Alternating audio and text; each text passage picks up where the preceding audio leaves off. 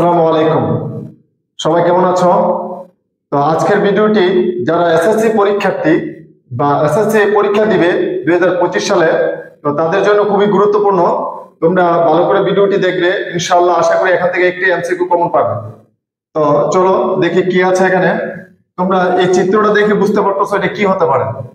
তো তোমরা একটু দেখো, এখানে ভালো করে একটু মনোযোগ সহকারে ভিডিওটা দেখো, যে আশা করি তোমাদের এখান থেকে যে যে এমসিকিউ গুলো আছে ইনশাআল্লাহ এখান থেকে অ্যানসার দিতে পারবে। তো চলো এখানে দেখো, এটা কি দেখতে পাচ্ছি আমরা, এটা একটা অধিচাপ, আর এই যে এটা কি উপচাপ। এখন অ্যাকচুয়ালি আমরা অধিচাপ কি বা উপচাপ কি সেটা আমরা জানি না। তো আজকে আমি অধিচাপ এবং উপচাপ সম্পর্কে একটু ধারণা দেব। এখন ধারণা দিতে যে দেখো তো এই চাপটা কি একটু বড় না? তাহলে অধিক, অধিক কথাটা থেকে তোমরা অধিক মানে বেশি, তাহলে বেশি যে অংশটা এটা হবে অধিচাপ, আর ছোট যে অংশটা থাকবে উপচাপ। এবং অধিক, অধিক বলতে আমরা কত থেকে বড় হতে হবে, অর্থাৎ অর্ধবৃত্তের চেয়ে বড় হতে হবে। যদি অর্ধবৃত্তের চেয়ে বড় হয়, যে অর্ধবৃত্ত কোনটা দেখো, অর্ধবৃত্ত হবে এই যে এটা, যদি আমি মুছে ফেলি তাহলে এটা অর্ধবৃত্ত হয়ে গেছে। অর্ধবৃত্তের চেয়ে কি হতে হবে, বড় হতে হবে। তো অর্ধবৃত্তের চেয়ে যদি বড় হয় তাহলে এটা কি হবে, অধিচাপ। ওকে, তাহলে দেখো এই যে চাপটাকে আমরা কি বলবো, অধিচাপ বলবো। ওকে, তাহলে অধিচাপ, যে এখানে প্রশ্ন যেটা আসে যে অধিচাপের অন্তর্লিখিত কোণ কি, অথবা উপচাপের অন্তর্লিখিত কোণ কি। তাহলে উপচাপ কোনটা হবে, অর্ধবৃত্তের চেয়ে যে ছোট থাকবে সেটা হবে কি, উপচাপ। এখন আসো, তাহলে এই যে অধিচাপের উপর অন্তর্লিখিত কোণ কি, সূক্ষ্মকোণ না স্থলকোণ না 90 ডিগ্রি। এখন তোমরা যেহেতু এসএসসি পরীক্ষা দিবে সকলেই হয়তো এই উপপাদ্যটা পড়েছো যে অর্ধবৃত্তস্থ কোণ এক সমকোণ। তাহলে একটা এমসিকিউ মনে রাখো যে অর্ধবৃত্তস্থ কোণ এক সমকোণ। তাহলে অর্ধবৃত্তস্থ কোণ মানে কোনটা, এই যে এখানে যে একটা, এই যে এই কোণটা কি অর্ধবৃত্তস্থ কোণ। তাহলে এটার মান কত হবে, 90 ডিগ্রি। ওকে, তো এখানে আরো কোণ তৈরি হতে পারে, এই যে দেখো, তাহলে কেউ কি বলতে পারবা এই কোণটার মান কত, এটাও 90 ডিগ্রি।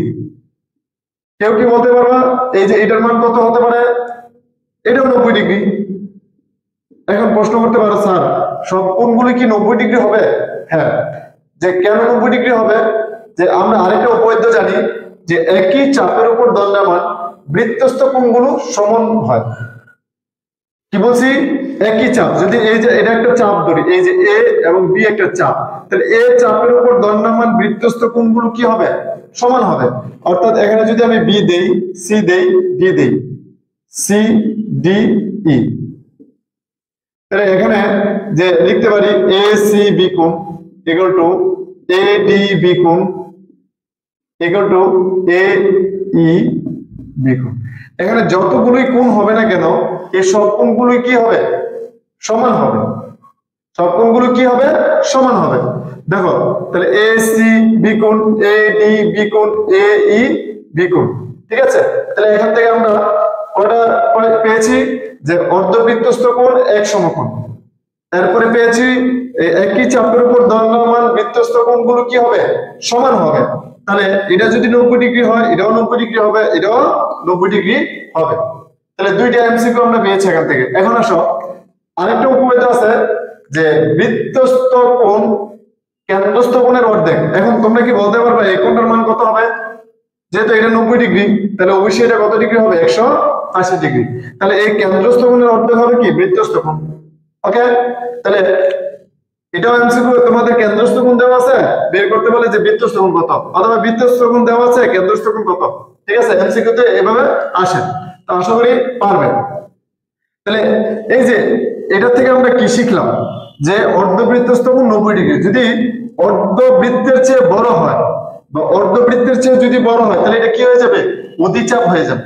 তাহলে অধিচাপ, এখন অধিচাপের মধ্যে যে কোণটা থাকবে এই কোণটা কি হবে দেখো তো।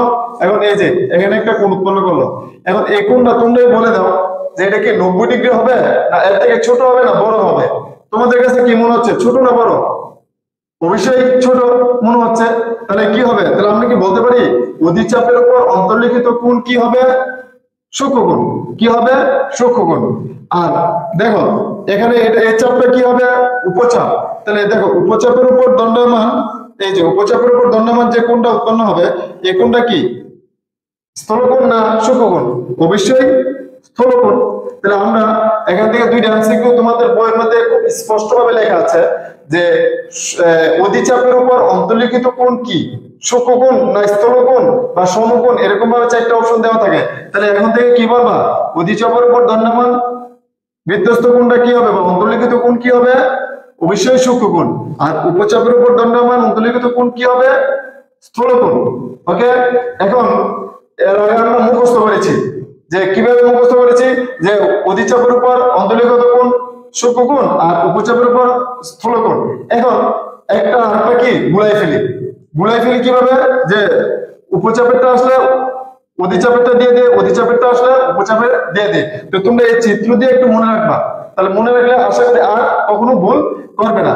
এখন যদি এখন তাহলে আমাকে বলতো এই যে এই কোণটা এখানে আরেকটা কোণ বা এখানে যতগুলো কোণ উৎপন্ন করুক না কেন এই যে সব কোণগুলো কি সমান হবে, যে A C D E F G, তাহলে এই সব কোণগুলো কি হবে সমান হবে। কেন সমান হবে?